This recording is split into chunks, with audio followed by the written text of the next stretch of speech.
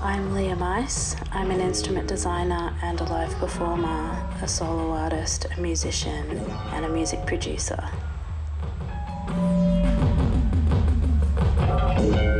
When I perform live, I play electronic music and I also perform large sculptural digital instruments that I design myself.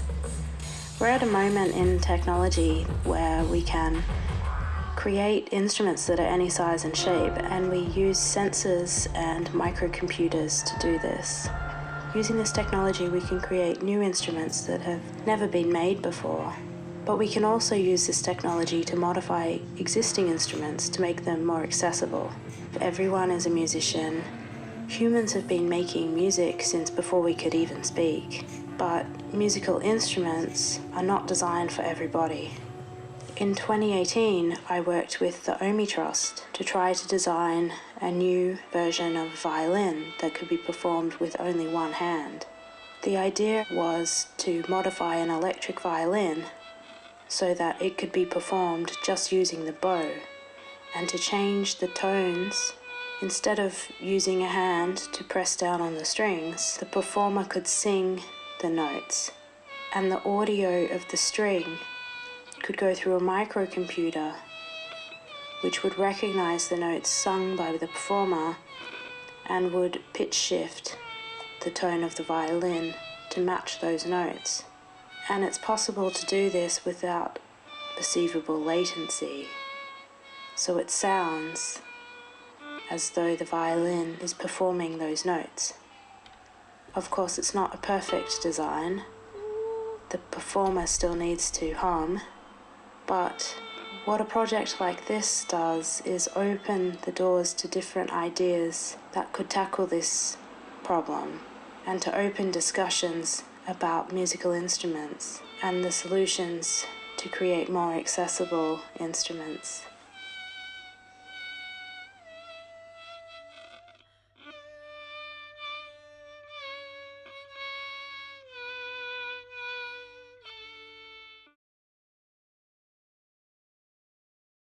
You're watching Wild Day In.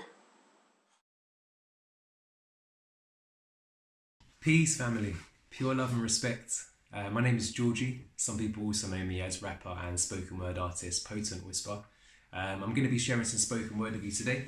Before I do, I want to send a massive shout out to the whole team at Wild, World Independence Living Day, and to Deepak for facilitating this amazing event, and also to Paddy for inviting me to share some words with you today. So I'm going to start by speaking a little bit about money. They say money makes the world go round. And they're right. Whether we like it or not, it's true. Money rules our lives. Everybody lives for it, because if we don't, we die. I do overtime on overtime and just about survive. How can people work so hard and still not be surviving? The fact that I still live in London is surprising. All of us know what life is like. The cost of living's rising. Even with a 9 to 5, our wages aren't sufficing. And then you got to pay tax. You've got direct tax, indirect tax, alcohol tax, cigarette tax, income tax, VAT, national insurance, CGT.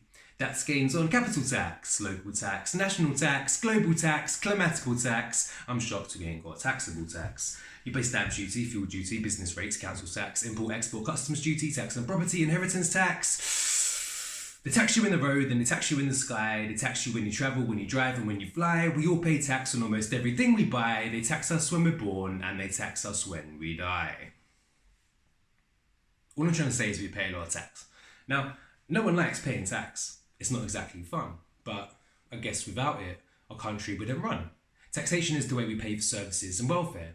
Police, firefighters, benefits, healthcare. Tax is paid by the public and it's spent on the public. Well, that was until austerity was introduced and fucked it. Now, when I say the word austerity, some people get confused. They've heard the word before because they've heard it on the news, but it's hard to understand in depth. It's kind of complicated. They understand a bit, but no one's ever just explained it. Like, what is austerity? Why do we choose it? How does it affect me? Is it an improvement? Is it really working? Have they ever proved it? Do we really want it? Why do we still do it? These are some of the questions that I'll address below, because austerity affects you all, and you deserve to know. So picture this. There's $90 trillion on the planet. Billions are given to investors to manage. They've always looked for markets that are calm with little risk, and they decided housing is where they put their chips. So investors gave mortgages to people who could pay them. They made a lot of money. The market was amazing. But then they got greedy through some new deregulations and started giving mortgages to anyone who craves them. These were called subprime mortgages. The investors didn't care if people couldn't pay their mortgage off, because the housing market was perhaps the most secure there was. If people miss their payments, then the houses just get repossessed, and then the banks can sell them on, and so the bank's not left with debt. So investors gave mortgages they knew that people couldn't pay, because they could always profit from the houses they would take away. But millions of people lost their homes, which surprised the banks. Housing supply surpassed demand, and so house prices crashed. Suddenly, every bank, government and company involved in these mortgages all faced redundancy. They were all billions of pounds in the minus. And they called it the global financial crisis. In a nutshell, everyone was screwed. In them, us, me, you. People around the world just couldn't believe the news. Luckily, our leaders knew just what to do. Hi everyone, I'm Lily Rice. I'm the Women's WCMX World Champion based in the UK. My website is www.lilyricewcmx.com and my social medias are all lilyrice_WCMX. For my performance, I'm going to be showing you some basic wheelchair skills and talking about WCMX.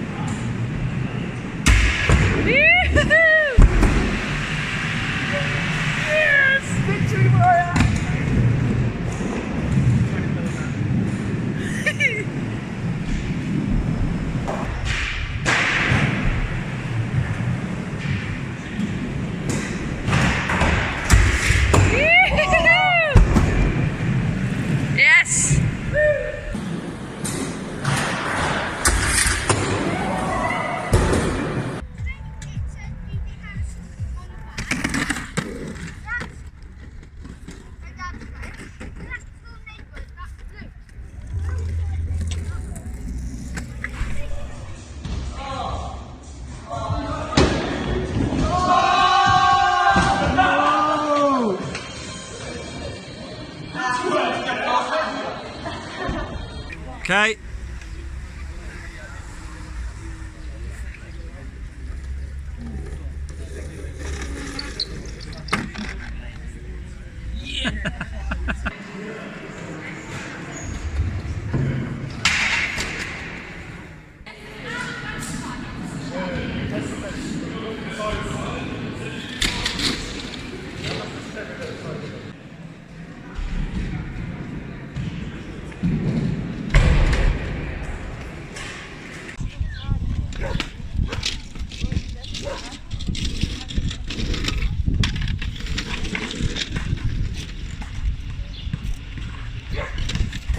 Yeah.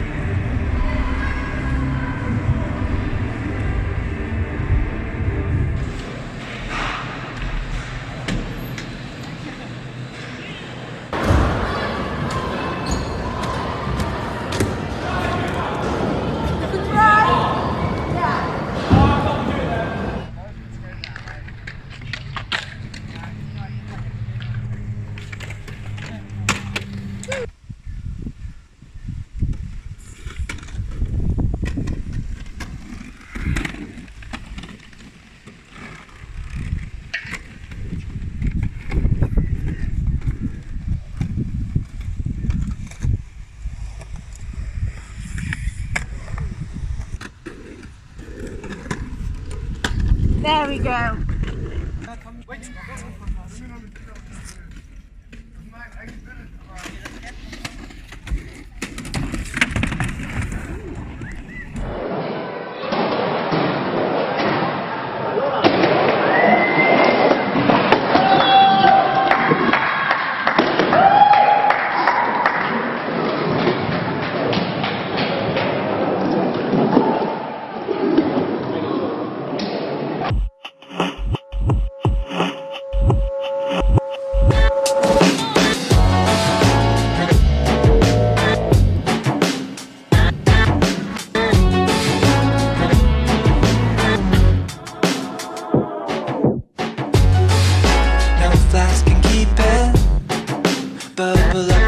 right. Just someone I believe in. You heat me like a filament. And anytime you're in the room, you burn me and I'm smoking.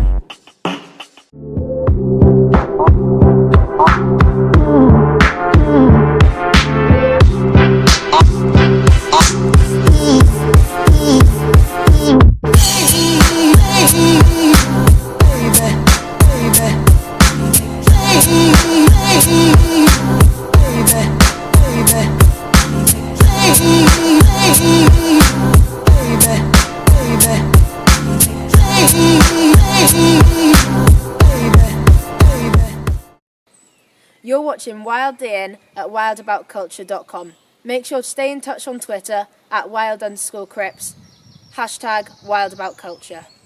Remember, you can do anything you want to, you just have to put your mind to it or do it differently. Peace out. I can remember 6-7 years ago, there was a student that I was training with, and he was disabled. I can't honestly remember what the condition was, but I know that it affected his legs and his balance. And I remember him saying to me that, well, that he liked training with me, and if I could do it, then he could. And that was obviously a very, very positive thing. I think that also we've had other students that have come through. I've trained with adults with learning disabilities, and they see me walking in, and I think they embrace the fact that I'm not someone that's going to tell them to do all these, huge throws and everything else, and show them something that's not achievable to everyone. And I think that's a very very big thing for me. I would say that over the last 4 years, since starting this, I have met some truly amazing martial art people and been involved in different seminars, and I would definitely say that what we're trying to achieve here with inclusivity is something that is being shared within the martial art community as well, which is fantastic. The way that we've set the syllabus up is the attacks change, but not necessarily the techniques within them change. So once you've kind of mastered the 7-8 techniques that we've got, then all that really changes is the beginning.